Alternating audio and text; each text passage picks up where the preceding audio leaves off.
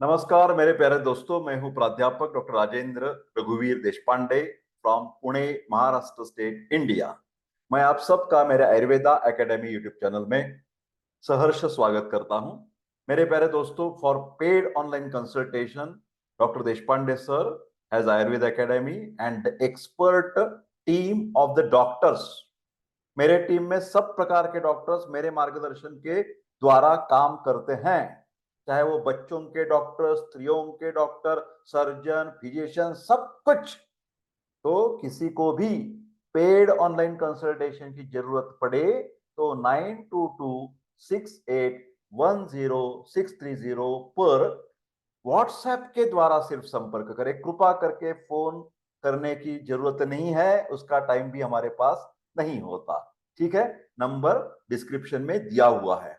आज का विषय हिंदी भाषा में चल रही है। जो हमारी मेडिकल प्रॉब्लम्स हैं, शारीरिक व्याधि होती है, उन सब के बारे में पूरे के पूरे अंग्रेजी वीडियो इतने सारे मेरे यूट्यूब चैनल पर है।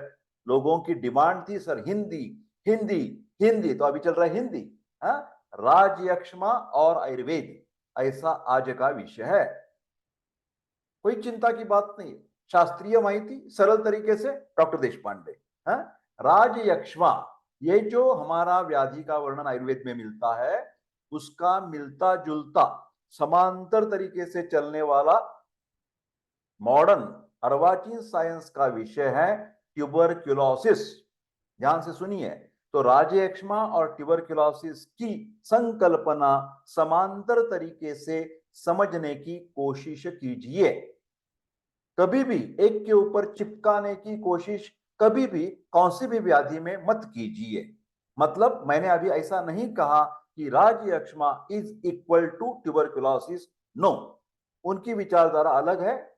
वो मानते हैं माइकोबैक्टीरियम ट्यूबरकल नाम के जो जंतु है, उसके द्वारा ट्यूबरक्यूलोसिस होता है।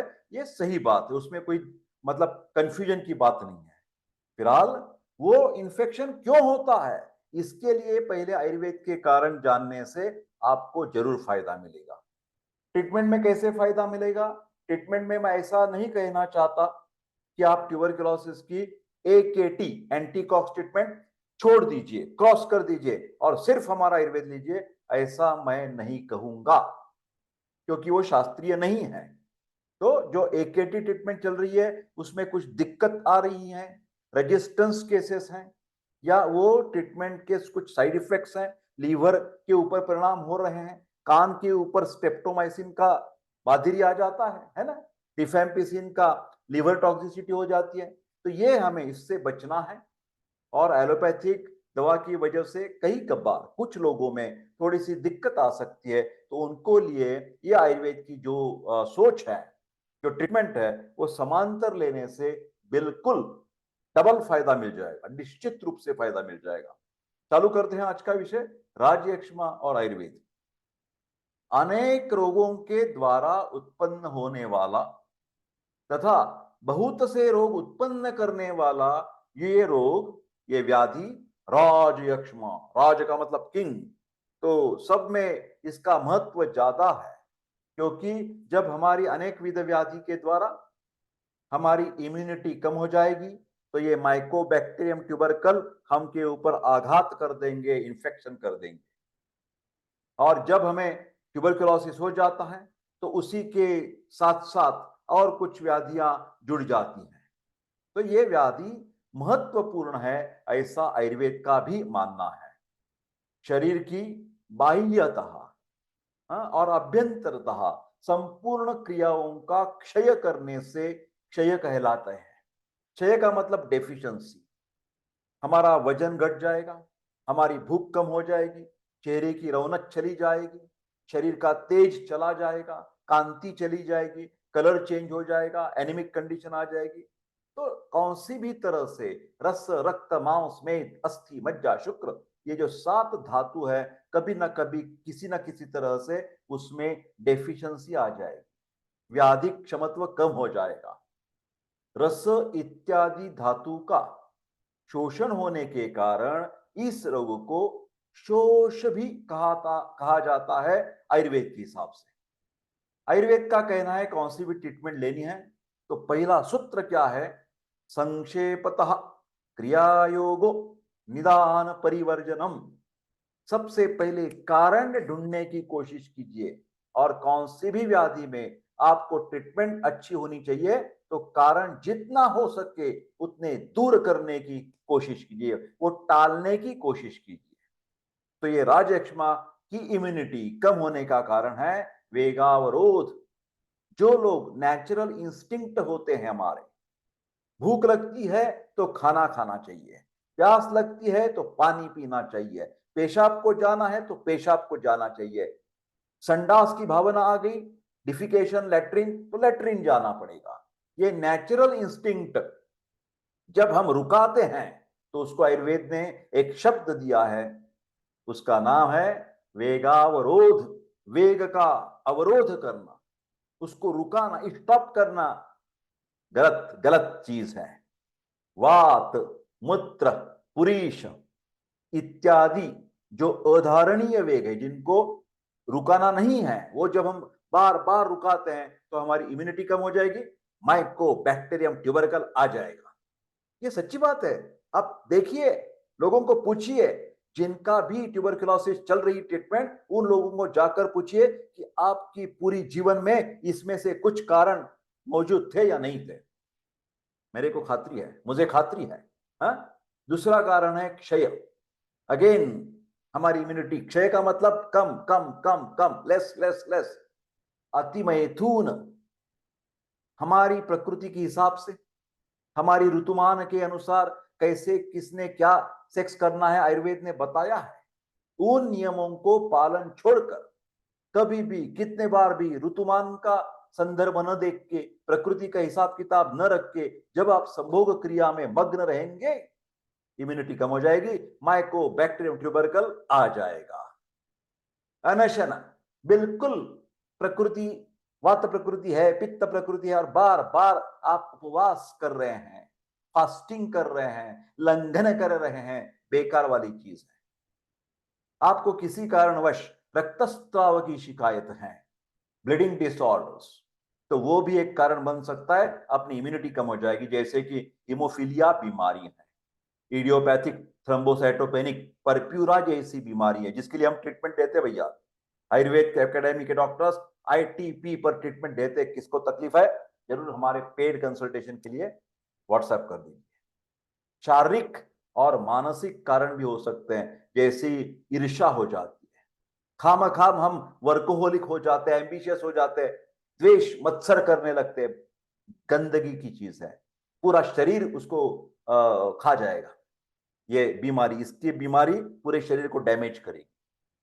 शोक होता है, डिप्रेशन, एंजाइटी, टेंशन, भय होता है। शारीरिक के बार बार मानसिक कारण भी इसके इम्यूनिटी कम करने के, राजयक्ष्मा के लिए, ट्यूबरकुलोसिस के लिए जिम्मेदार है मतलब है। मानसिक कारण, शरीर को क्षीण करने वाले कुछ कारण होते हैं। साहसज, शरीर के शक्ति के उपरांत हमारी कैपेसिटी नहीं है, फिर भी हम भाग दौड़ मैराथन करते हैं, ट्रेकिंग करते हैं, फास्ट लाइफ होता है, और हमारी जो नेचुरल पावर है उससे भी कितने दुगने तिगने ज्यादा हम मेहनत करते हैं, बेकार वाली चीज है। उससे इम्यूनिटी कम हो जाएगी, ट्यूबरकुलोसिस, राजयक्ष्मा हो जाएगा। विषम आसन, खाने का कुछ भी तरीका नहीं है, कभी भी खाते हैं, कोई भी खाते हैं, प्रकृति का हिसाब किताब नहीं रखते, ऋतुमान का हिसाब किताब नहीं रखते, बस खाते रहते, बेकार वाली चीज। जब नियम भंग करेंगे तो परमेश्वर आपको शिक्षा तो देगा। हाँ? पूर्व रूप क्या है, वार्निंग सिग्नल्स।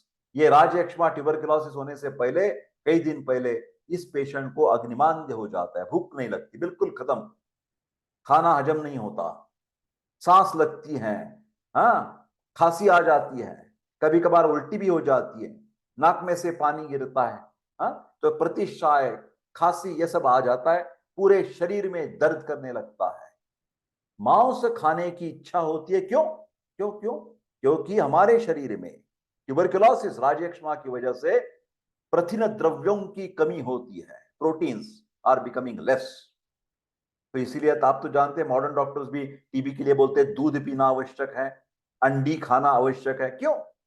उसके बाद स्त्रियों में रमण होने की प्रबल इच्छा होने लगती है, अननेचुरल, वो नैसर्गिक नहीं है। इतना ज्यादा उसको आ जाता है उर्मी कि मैं कभी सेक्स करूं, वो गलत तरीके से उसका इंस्टिंक्ट जागृत होता है और उसके पता चलता है कि ये ओजक्षय इसका होने वाला है। इसलिए कि वार्निंग सिग्नल्स, मुंह से कफ निकलना, ज्यादा सलाइवा आ जाता है, ज्यादा नींद आने लगती है थकावट की वजह से, तालू सूख जाती है। इसके बाद आयुर्वेद ने ये राजयक्ष्मा के लक्षण भी बताए हैं। कौन सी लक्षण है, धीरे धीरे करके देखेंगे। पहले ये जो लक्षण वाला जो हमारा टेक्स्ट है वो आपके सामने मैं प्रस्तुत करता हूं। जब राजयक्ष्मा की पूरी व्याधि प्रकट हो जाती है, तो जीर्ण जब व्याधि हो जाता है तो कंधे और पार्श्व में पीड़ा होने, पीठ दर्द, बैकएक चालू हो जाएगा, हाथ पैरों की जलन और ज्वर, बुखार, मंद बुखार रहता है, इवनिंग राइज ऑफ टेम्परेचर, सायंकालीन ज्वर, इवनिंग राइज ऑफ टेम्परेचर, रक्त निष्ठीवन, थूक में से रक्त निकलता है। हाँ, क्या बोलेंगे उसको, हिमोप्टिसिस बोलते हैं। खाते पीते रहने पर भी निरंतर वजन घटना। हाँ, व्यक्ति तो हमेशा की तरह दो घास थोड़ा उसका भूख कम हो जाती है, फिलहाल खाने के बाद भी वजन कम हो जाता है, बिना श्रम किए हुए थकावट महसूस होती है। ये जो नाड़ी हमारी है पल्स, उसकी सॉफ्टनेस आ जाता है, ब्लड सर्कुलेशन कम हो जाएगा, और जरा ज्यादा दौड़ से, भाग दौड़ करने के बाद जैसी होती है ना, वैसी फास्ट हो जाती है नाड़ी पल्स, क्योंकि वो उसको ऑक्सीजन कम मिलता रहेगा, तो ज्यादा ज्यादा ऑक्सीजन लेने के लिए सांस बढ़ जाएगी और नाड़ी का वेग भी बढ़ जाएगा। अकारण बार बार प्रतिशाय होना, मतलब बार बार सर्दी जुकाम होने लगता है। रात्रि स्वेद होना, रात को पसीना आ जाता है। ब्लड प्रेशर, रक्त भार की कमी हो जाती है। मांस खाना और मैथुन करने की प्रबल इच्छा हो जाती है। और स्त्रियों में कभी कभार ये जो मासिक धर्म है उसमें रुकावट आ जाती है, कम हो जाता है, रजोरोध हो जाता है। तो मेरे प्यारे दोस्तों, इससे आगे चलेंगे थोड़े से करके। ये देखिए इसमें चिकित्सा क्या करेंगे।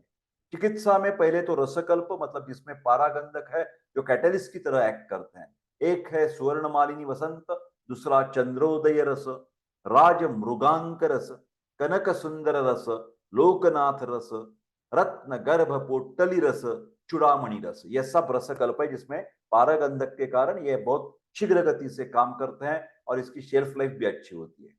भस्म में सुवर्ण भस्म, gold is very important for ओजोवर्धन। श्रृंग भस्म हमारी फेफड़े के लिए, हृदय के लिए बहुत फायदेशीर है। ताप्याजी लो एनिमिक पेशेंट्स में ये हिमेटिनिक जैसी काम करेगा। प्रवाल भस्म हमारी हड्डियों को मजबूत बनाएगा। प्रवाल पिष्टि पित्तग्न इन्फ्लेमेशन को कम कर देगा। खांसी कम करने के लिए सीतोपलादि चूर्ण तो हमारे घर में हमेशा मौजूद रहता है। सोम चूर्ण, मृगांक चूर्ण, रुदंती चूर्ण, तालिसादि चूर्ण और लवंगादि चूर्ण का इस्तेमाल हम राजयक्ष्मा में कर सकते हैं। टैबलेट में ठंडा ठंडा कूल कूल जो हीट बढ़ी हुई होती है, तो चंद्रकलावटी उसको काम करेगी। और बेस्ट टॉनिक जिसको राजयक्ष्मा, उन्होंने कभी भी च्यवनप्राश हमेशा लेते रहे, 12 महीने हमेशा च्यवनप्राश लेना चाहिए। आंवला से बना हुआ ये जैम है। उसके साथ जिसको हिमोप्टिसिस ज्यादा होता है, थूक में से रक्त आता है, तो उन्होंने बिल्कुल 100% वासावलेह लेह लेना जरूरत है। जिसको खांसी ज्यादा है उन्होंने खंड पिप्पली अवलेह लेना जरूरत है। और जिसको वीकनेस और कब्ज की शिकायत है उन्होंने अगस्ती अवलेह लेने की जरूरत है। इसके साथ साथ घृत, मेडिकेटेड घी भी काम आता है, जैसे कि बलाघृत और जीवंत्यादि घृत, ये हमारी स्ट्रेंथ बनाए बेकरार रखेगा। आसव में कनकासव, कनक का मतलब होता है धतूर, ये ब्रोंको डायलेटर जैसा काम करता है। जिन लोगों को दम लगता है, हाँ, बिकॉज ऑफ द राजयक्ष्मा, जिसको ब्रेथलेसनेस आ जाएगा उन्होंने, और कफ ज्यादा है, कफ ज्यादा हो तभी कनकासव ले। शुष्क खांसी में कनकासव देना नहीं है। पित्त प्रकृति वाले व्यक्ति है जिसको हिमोप्टिसिस हो रहा है, उन्होंने कनकासव लेना मंजूर नहीं है, लेना नहीं है। खरजूरासव जो है वो टॉनिक है। जिसका वेट लॉस ज्यादा है उन्होंने खरजूरासव लेना चाहिए। जिसमें भूख नहीं लगती, कम होती है और वीकनेस है, उन्होंने द्राक्षासव ले सकते हैं। अरिष्ट में अश्वगंधा अरिष्ट, अश्वगंधा तो शुक्र धातु के ऊपर, ओज के ऊपर, हमारी पूरी शारीरिक मानसिक ताकत के लिए अश्वगंधा काम करती है। द्राक्षारिष्ट हमारी भूख बढ़ाती है और ताकत बेकरार रखती है, और जिसको श्वास मार्ग की सर्दी जुकाम ज्यादा है उन्होंने पिप्पलारिष्ट लेने की बहुत ही जरूरत है। इसके आगे चलते हैं धीरे धीरे करके। अभी हम देखने वाले हैं इसके लिए हम क्या क्या प्रिस्क्राइब करते हैं। तो रेडीमेड प्रिस्क्रिप्शन की बात करेंगे। पहले तो निदान परिवर्जन, जिन लोगों को जो भी कारण वेगावरोध हो या क्या बोलते हैं ना, हमारे शरीर की जो एनर्जी है वो ज्यादा एक्सपेंड करते हो, मतलब ज्यादा भागदौड़ करते हो, उन्होंने भागदौड़ कम करना है, वेगावरोध नहीं करना है, पौष्टिक आहार का सेवन करना चाहिए और स्वच्छ वातावरण में रहने की जरूरत है। इसके आगे चलकर कुछ दवा पानी करेंगे। तो स्वर्ण मालिनी वसंत, हाँ, एक आधी गोली ले सकते हैं। श्रृंगाराभ्र, उसमें श्रृंग भस्म भी है और अभ्रक भस्म भी है। श्रृंगाराभ्र ये भी आप 150 मिलीग्राम, प्रवाल पिष्टी जो है वो 250 मिलीग्राम, सीतोपलादि चूर्ण 1 ग्राम, ये का मिक्सचर बना के एक सुबह एक पुड़ी लेनी है आपको, दोपहर को और शाम को शहद के साथ ये पुड़ी चाटनी है आपको। उसके साथ लिक्विड द्राक्षारिष्ट after lunch and after dinner, दोपहर का और शाम का खाना खाने के बाद 4 चम्मच दवा 4 चम्मच पानी, समभाग पानी मिलाकर दे सकते हैं। उसके बाद प्रातः सायं दूध के साथ एक टॉनिक आपको दिया हुआ है, श्रृंग भस्म 125 मिलीग्राम, प्रवाल भस्म 250 मिलीग्राम, च्यवन प्राश के साथ ये आपको लेना है और दूध के साथ। उसके बाद चंदन आदि तैल का सर्वांग मालिश करना है। अभ्यंग की बहुत जरूरत होती है ट्यूबरकुलोसिस में और राजयक्ष्मा में। उसके आगे का एक प्रिस्क्रिप्शन आपके सामने प्रस्तुत करने की हम एक बात करते हैं। स्वर्ण मालिनी वसंत, this is the best drug for the what you can say the maintaining the strength, physical and mental strength in the tuberculosis. स्वर्ण मालिनी वसंत, वसंत कल्प क्या करते हैं ना, मांस धातु में जो अग्नि होता है, मांस धात्वग्नि, उसकी तुरंत उसको जगाते हैं। तो जब मांस धात्वग्नि अग्नि प्रबल हो जाएगा तो अपने आप अपनी जो मसल्स है ना बेस्ट बन जाएंगे। आपका जो घटा हुआ वजन है तो धीरे धीरे धीरे धीरे बढ़ता जाएगा। सुवर्ण मालिनी वसंत, ये वसंत के 3 कल्प में हमेशा बताता हूं बच्चों को, मतलब हमारी स्टूडेंट्स को। कौन सी है? लघु मालिनी वसंत, मधु मालिनी वसंत, सुवर्ण मालिनी वसंत। Repeat repeat, yes yes, once more. लघु मालिनी वसंत, मधु मालिनी वसंत, सुवर्ण मालिनी वसंत। इसके लिए मेरे लेक्चर्स बहुत पॉपुलर है। जो डॉक्टर देशपांडे की स्टाइल है ना पढ़ाने की, वो बहुत अच्छी लगती है लोगों को। सुवर्ण सॉरी सर्व ज्वरहर लौह एक टैबलेट है, 2 टैबलेट्स। श्रृंग भस्म 125 मिलीग्राम, चंद्रामृत रस 250 मिलीग्राम, सीतोपलादि चूर्ण बेस 1 ग्राम, दिन में 3 दफा शहद के साथ आपको देना होगा। इसके साथ द्राक्षारिष्ट 4 चम्मच औषध, 4 चम्मच दवा, पानी मिलाकर भोजनोत्तर देना होगा। महालाक्षादि तेल का सर्वांग अभ्यंग बिल्कुल कर सकते हैं, उससे फायदा मिलने वाला है। इसके अलावा और एक प्रिस्क्रिप्शन आपके सामने आ रहा है। स्वर्ण मालिनी वसंत 125 मिलीग्राम, प्रवाह पृष्टि ठंडा ठंडा कुल कुल एंटी इन्फ्लेमेटरी 250 मिलीग्राम, पीपल की लाख का चूर्ण 500 मिलीग्राम, स्फटिका भस्म 250 मिलीग्राम, दिन में 3 दफा मधु के साथ। उसके बाद और एक आप दे सकते हैं कि जैसे कि ये सुवर्ण शुद्ध स्वर्ण गैरिक 500 मिलीग्राम, तृणकांत मणिपिष्टि 250 मिलीग्राम, सीतोपलादि चूर्ण 1 ग्राम, दिन में 3 दफा। दुर्वास्वरस, ये दुर्वास्वरस हिमोप्टिसिस के लिए बेस्ट, जिसमें से भी कफ के साथ थुक के साथ रक्त निकलता है, उनके लिए दुर्वा बहुमूल्य है। एक ग्रास होता है ना एक प्रकार का, ये दुर्वासोरस के साथ जिनको हिमोप्टिसिस है और जिनको हिमोप्टिसिस नहीं है उनको शहद के साथ आप दे सकते हैं। इसके बाद ये देखिए क्या लिखा है, हाँ? उशिरासो या वासारिष्ट, ये भी आप 4 चम्मच दवा 4 चम्मच पानी मिलाकर दे सकते हैं लंच एंड डिनर के बाद। प्रवाल पिष्टी 250 मिलीग्राम, स्वर्ण माक्षिक जिनका खून कम हो गया एनीमिक कंडीशन 125 मिलीग्राम, थूक में से रक्त आता है तो वासावलेह 10 ग्राम, दिन में 2 बार दूध के साथ देना चाहिए। और एलादिवटी, एला मतलब कार्डामोम, वेलदोड़ा, इलायची बहुत बेहतरीन है। जिसको सूखी खांसी है, उनके लिए एलादिवटी लोजेंजस चूसना, ऐसे करके मुंह में रखकर दिन में 5 से 6 बार या आप चूसने के लिए दे सकते हैं। इसके साथ अपथ्य मतलब ये चीजें क्या परहेज रखना पड़ेगा, जिनको भी ये राजयक्ष्मा हो या ट्यूबरकुलोसिस, उन्होंने कभी भी मल मूत्र इत्यादि जो नेचुरल अर्ज है उनको रोकना नहीं।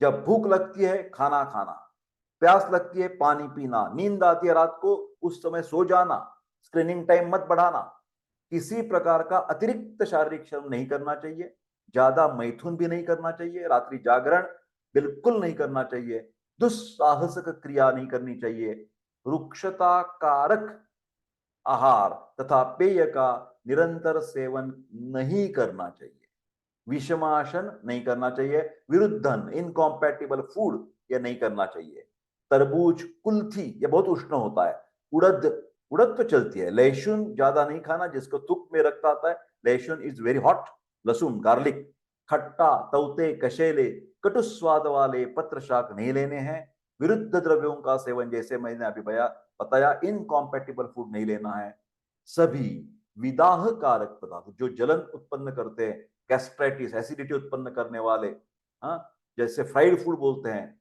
हाँ, स्पाइसी फूड बोलते हैं, पंजेंट फूड बोलते हैं, वो नहीं लेना है, दिन में सोना नहीं है आपको एक्सेप्ट ग्रीष्म ऋतु, बहुत हॉट सन है तो दोपहर को थोड़ी सी वाम कुक्षी कर सकते हैं, क्रोध ज्यादा करना ये भी इसमें गलत है और अपथ्यकारक है।